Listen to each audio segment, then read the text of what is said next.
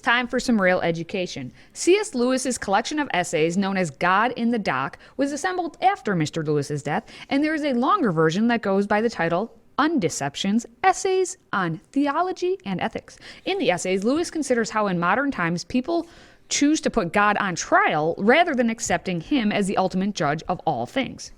And this is the last, I could probably do 4 years of this, take us through the Biden administration every day, a dystopian quote from one of our great artists, literary artists of the past, warning us about what we've gotten ourselves into. But the problem is we're already into it, and there's very little optimism that we're going to climb out of it. Usually when republics give way to democracies, and as we saw in the last election, democracy is dead too. We are now in some kind of a quasi-oligarchical corporate government scheme system here, where democracy and freedom is really undercut, and a very small group of plutocrats run what's going on, including our disgusting government. And so we have a situation where all I can do one last time. Next week we'll try to get back to art, because there's got to be a break from all of this depressing nonsense that we've chosen for ourselves. We'll get back next week to looking at artworks, try to uplift and educate, not just depress and educate.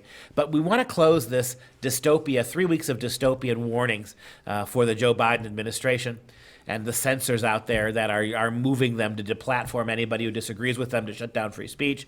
This is perhaps my favorite quote. Of all the tyrannies, a tyranny sincerely exercised for the good of its victims may be the most oppressive. It would be better to live under robber barons than under omnipotent moral busybodies. What a great description of the left wing. Omnipotent, as if they know everything. Omnipotent moral busybodies. The robber baron, the excessively rich man's cruelty, may sometimes sleep. His greed and cupidity may at some point be satiated. But those who torment us for our own good will torment us without end, for they do so with the approval of their own consciences. They may be more likely to go to heaven, yet at the same time, likelier to turn it all into a hell on earth. The very kindness stings with intolerable insult. To be cured, which is what the left is telling us. Cured is the right word.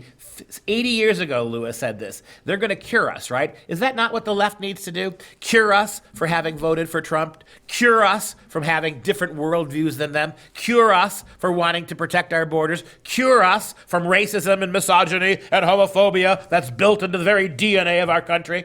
To be cured, Lewis says, to be cured against one's will and cured of states which we may not regard as disease, is to be put on the level of those who have not yet reached the age of reason, or those who never will. They will classify you with infants, imbeciles, and domestic animals. That's how the American left views you.